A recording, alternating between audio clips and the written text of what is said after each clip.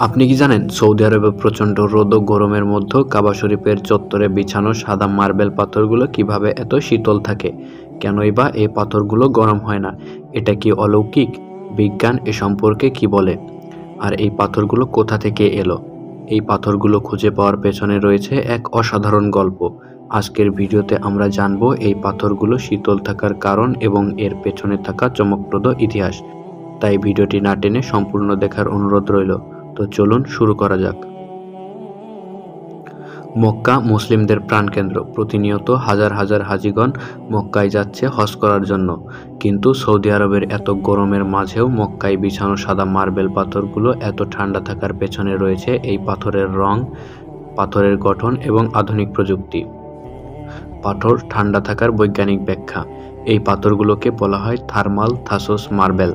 এটার রং খাঁটি সাদা হওয়ার কারণে এটা 90 থেকে 95% পর্যন্ত সূর্যের ইনফ্রারেড রশ্মি প্রতিফলিত করে দেয়। এর গঠনের কারণে সূর্যের আলো এর ভেতরে পৌঁছায় না, যার ফলে পাথরগুলো তাপও শোষণ করে না, ফলে এগুলো থাকে তুলনামূলকভাবে ঠান্ডা। আর এই পাথরের নিচেতে রয়েছে এক অসাধারণ কুলিং সিস্টেম। এই পাথরের নিচ দিয়ে সবসময় ঠান্ডা বাতাস ও তরল যাতায়াত করে, যার কারণে পাথরের থাকে নিয়ন্ত্রিত ঠান্ডা। এবং মসজিদে হারামের চারপাশ খোলামেলা থাকার কারণে গরম বাতাস জমে তা তাপমাত্রা বৃদ্ধি করতে পারে না। এজন্যই এই পাথরগুলো থাকে ঠান্ডা। এই পাথর পাওয়ার ইতিহাস। কাবা শরীফের চত্বরে যে পাথর বসানো আছে তা পাওয়া যেত গ্রিসের একটিমাত্র পাহাড়ে। 1985 সালে বাদশাহ ফাহাদের আমলে বিন লাদেন গ্রুপের ব্যবস্থাপনায় মক্কা ও মদিনা সম্প্রসারণের উদ্যোগ নেওয়া হয়। সে সময় দায়িত্ব গ্রহণ করেন মিশরের ডাক্তার মোহাম্মদ কামাল ইসমাইল। তিনি লক্ষ্য করলেন মক্কায় কাবা শরীফের চত্বর প্রচণ্ড রোদে পাথরগুলো অত্যন্ত গরম হয়ে থাকে, যার কারণে তাওয়াফ করা খুবই কষ্টকর হয়ে দাঁড়ায়। অনেক খোঁজাখুঁজি করে তিনি অসাধারণ একটি সমাধান বের করলেন। অনুসন্ধান চালিয়ে ইউরোপের দেশ গ্রিসে একটি মার্বেল পাথরের পাহাড় আবিষ্কার করলেন। এই পাথরের বৈশিষ্ট্য হচ্ছে এই পাথর সবসময় শীতল থাকে এবং এই পাথর ভেদ করে কোনো আলো ভিতরে ঢুকতে পারে না। পরিকল্পনা অনুযায়ী এই পাহাড়ের অর্ধেক তিনি কিনে নিলেন এবং সেই পাহাড়ের অর্ধেক মক্কায় নিয়ে এলেন। পাথরগুলো চত্বরে স্থাপন করার পর দেখা গেল বাস্তবে এগুলো আসার থেকে বেশি ঠান্ডা থাকছে। প্রচণ্ড রোদ ও গরমের মাঝেও হাজিগণ আরামেই এই পাথরের উপর দিয়ে হাঁটাচলা এবং তাওয়াফ করতে পারছে। কেটে গেল 15টি বছর। 15টি বছর পরেও দেখা গেল পাথরগুলোর বৈশিষ্ট্য ঠিক আগের মতোই রয়েছে। তখন মদিনা শরীফের মসজিদে নববীর দপ্তরে এমন পাথর বসানোর উদ্যোগ নিলেন বাদশাহ ফাহাদ। একথা যখন কামাল ইসমাইলকে জানালেন, তখন তিনি বললেন, এই পাথর শুধুমাত্র পৃথিবীর একমাত্র ওই ছোট্ট পাহাড়টিতেই পাওয়া যেত।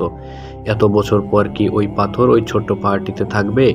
তার মধ্যে অর্ধেক পাথর তো আমরা আগে থেকেই এনেছি।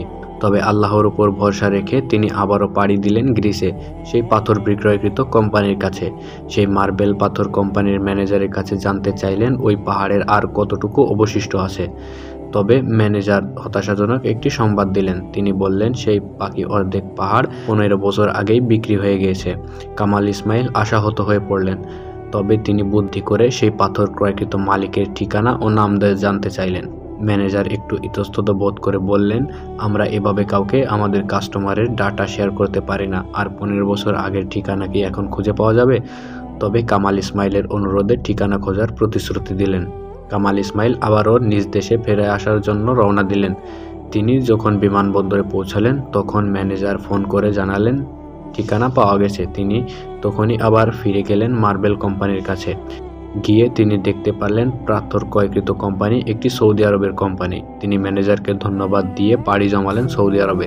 সৌদি আরবে ফিরে সেই কোম্পানির মালিকের কাছে গিয়ে কোম্পানির মালিকের কাছে জানতে চাইলেন 15 বছর আগে যে মার্বেল পাথর তারা গ্রিস থেকে এনেছিল সে পাথর তারা কি করেছে।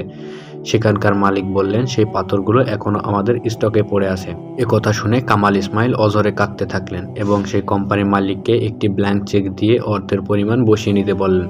তবে কোম্পানির মালিক যখন তার কাছে কান্নার ব্যাপারে জানতে চাইলেন, তখন কামাল ইসমাইল সমস্ত ঘটনা খুলে বললেন।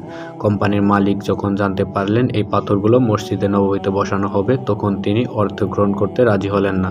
তিনি বললেন, 15 বছর আগে আল্লাহ আমাকে দিয়ে এই পাথরগুলো ক্রয় করেছিলেন। এতদিন আমাকে এই পাথরগুলোর কথা ভুলিয়ে রেখেছেন। এই পাথরগুলো মূলত নবীজির মসজিদের জন্যই এখানে এসেছে। এটা আল্লাহর ফয়সালা ছিল। অতঃপর সেই পাথরগুলো মসজিদের নববীতে লাগানো হলো।